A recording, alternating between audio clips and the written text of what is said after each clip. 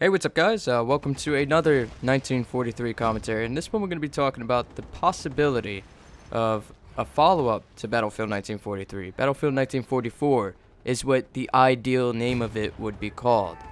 And this is something that I know a lot of gamers out there who have played Battlefield 1943 would love to see in the future, because 1943 is one of the most popular games on the PSN and on the Xbox Live Marketplace, and it's been out since 2009.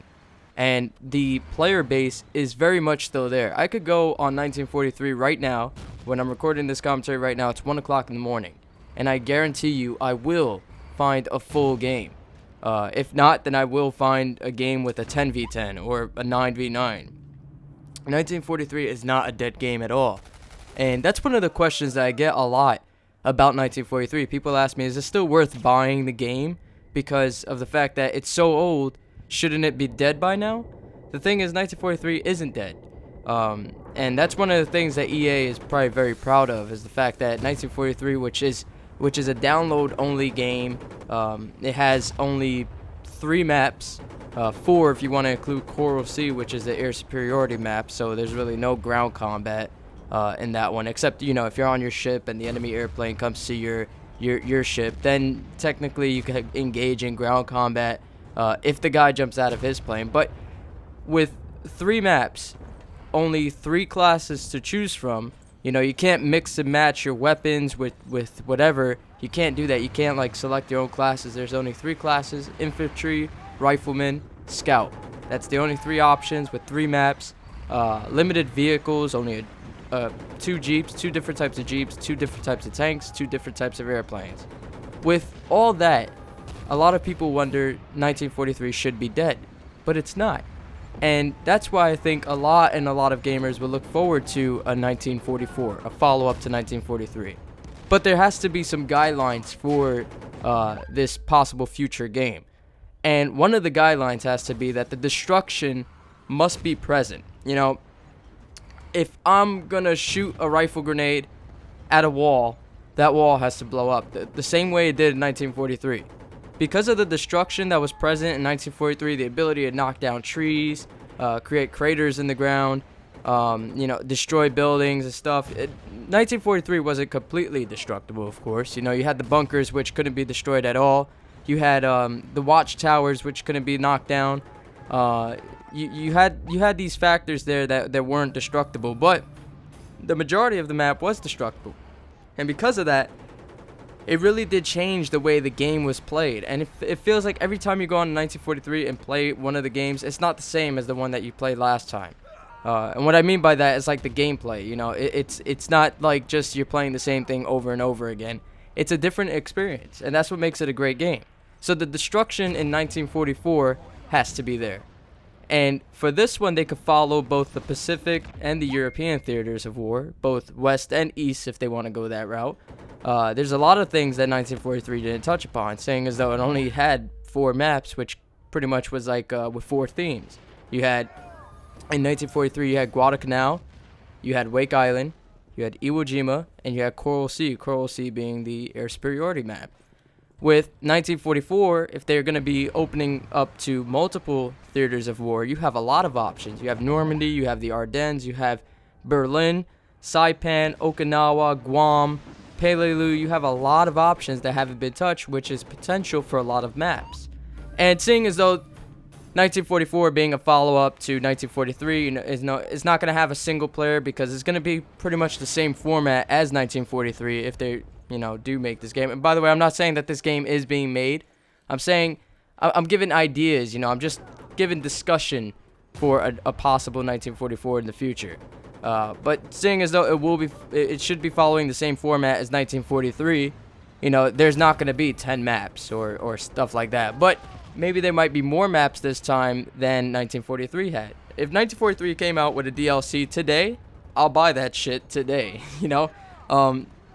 And you can't really say that about a lot of games that have been out for a long time.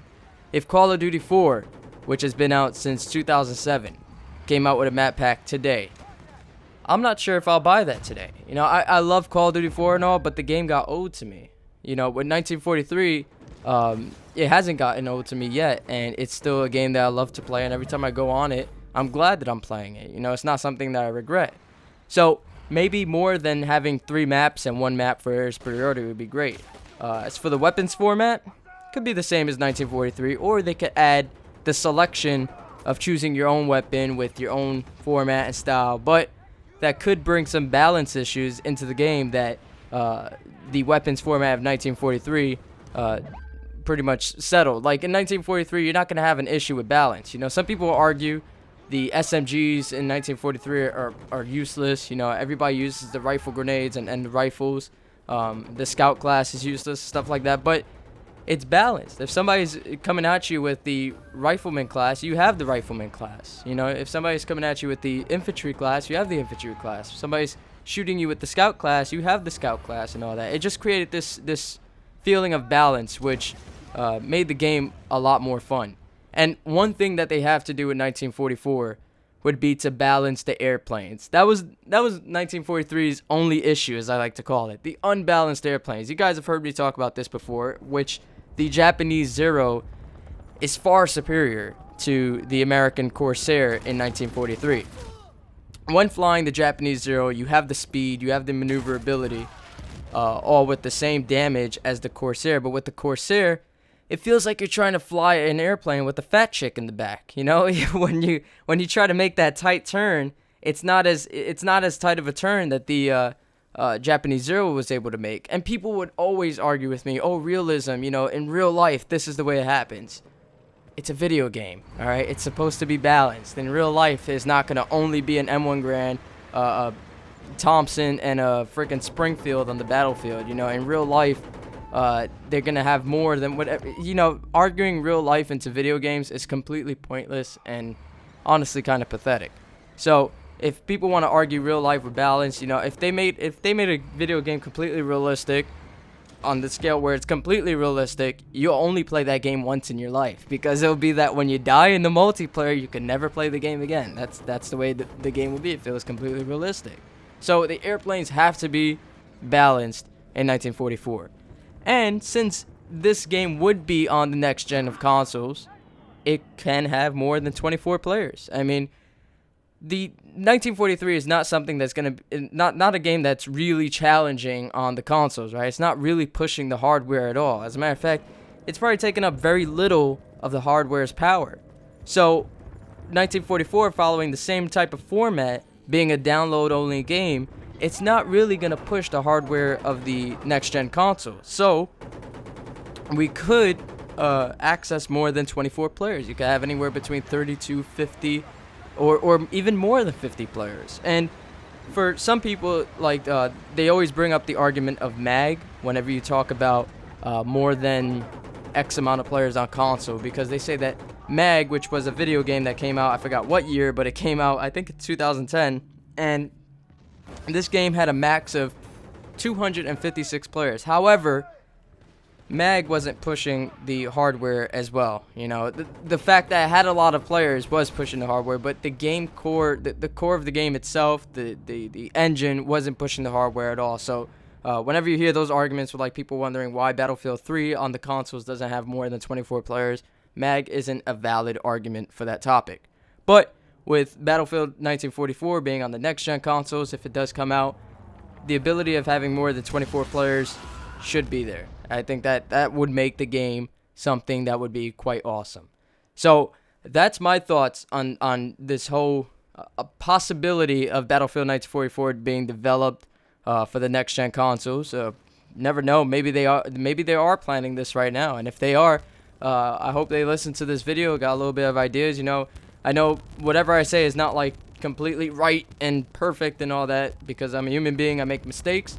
But I think these are some things that would be awesome if they try to implement them in Battlefield 1944, if it is being made in the future.